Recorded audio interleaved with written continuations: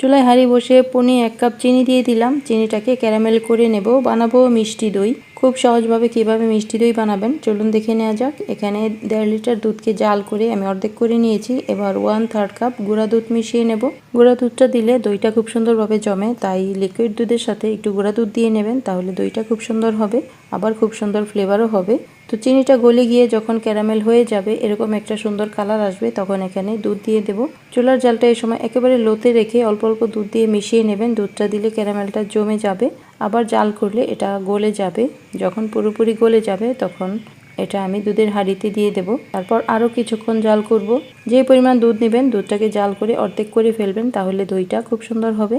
তো চুলাটা বন্ধ করে দিয়ে এটা ঠান্ডা করে নেব। দুধটা পুরোপুরি ঠান্ডা হবে না, হাত দিয়ে ধরলে হাতে গরম লাগে না, এরকম হালকা একটু গরম থাকা অবস্থায় দইয়ের সাজটা মিলিয়ে নিতে হবে। তো এখানে পানি ছাড়া টক দই নিয়েছি আমি আধা কাপ। ভালো করে ফেটিয়ে নেব যেন কোনো দানা না থাকে। একেবারে মিহি করে আমি ফেটিয়ে নিয়েছি। এবার দুধের সাথে এই দইটাকে ভালো করে মিশিয়ে নেব।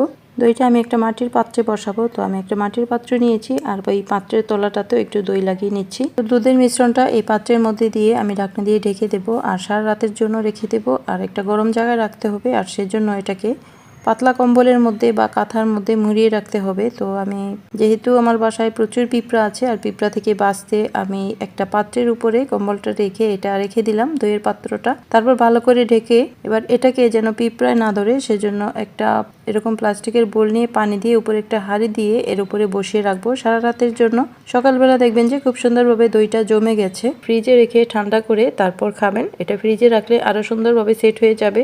তো আমি ফ্রিজে রাখার আগেই কেটে দেখিয়ে দিলাম। এটা বানানো খুবই সহজ আর খেতেও বেশ মজা, একেবারে ক্যারামেল ফ্লেভারে দারুণ লাগে খেতে। তো ভালো থাকুন, সহজ সহজ রেসিপি দেখতে সাথেই থাকুন। আল্লাহ হাফেজ।